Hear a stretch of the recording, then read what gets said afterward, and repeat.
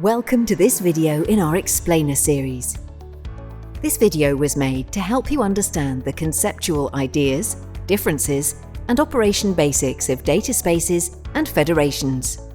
Today, the definition of dataspaces and federations are often still vague and used interchangeably by many people in the Gaia-X ecosystem. With this video, we want to offer a practical example of what a dataspace and a federation can look like. First, let's look at what a dataspace is. A dataspace is a group of data providers and data consumers who are exchanging data in a managed peer-to-peer network. In this network, all participants are communicating at eye level with basic access rights. The participants in this network exchange data via standardized data connector applications. Additionally, a governance framework is set by the group coordinators that determines the basic conditions under which data is exchanged within the dataspace. Any data owner might apply further individual policies for mutual agreement. To give a practical example of what such a dataspace could look like, let's have a look at electric charging stations across Europe.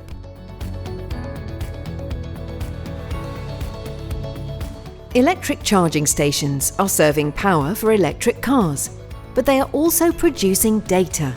Each electrical charging station gathers information, such as power consumptions, billing information, user identities, temperatures, loading capacity per vehicle, connection time, and many others. Therefore, each electrical charging station would be a candidate for being a data provider in a dataspace. Let's now look how the data provider, in our case the charging station, can be linked to a dataspace.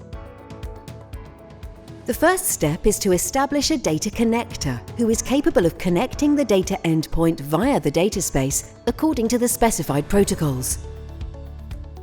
A data connector is a software component which is capable of coordinating access of a data consumer to the data gathered by the endpoint, in our case the electrical charging station.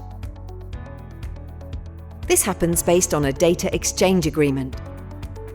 The data exchange agreement can set additional conditions for data usage that goes beyond the default conditions of the governance framework set by the dataspace terms and conditions.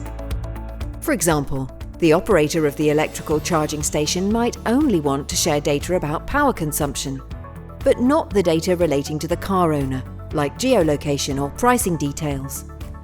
To realize this process, the electrical charging station must receive a unique identifier from its legal operator.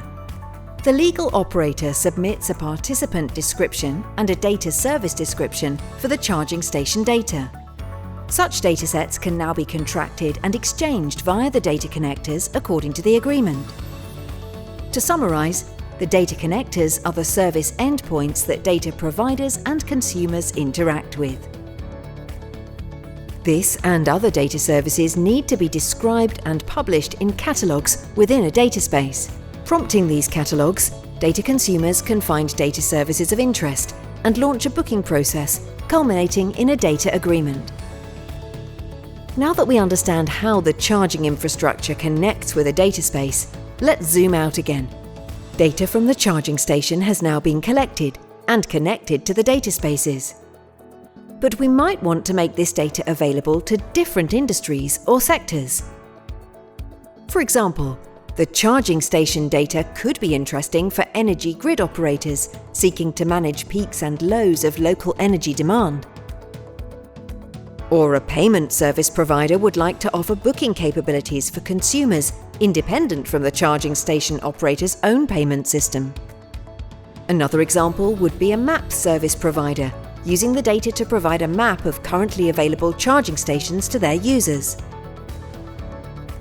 These companies would, in each scenario, be data consumers. They might be harmonized in different so-called federations, such as the Electrical Grid Operator Federation, the Payment Service Provider Federation, and the Logistics Service Federation. A federation is a group of organizations interacting with each other based on common rules. They directly or indirectly consume, produce, or provide assets and related resources. A federation is designed to manage business models within a specific sector. Different federations can therefore tap into different data spaces to use the data as enablers for their specific business models. If you want more information on what a federation is and how it is set up, please have a look at our previous video, How to Set Up a Federation, the Basics.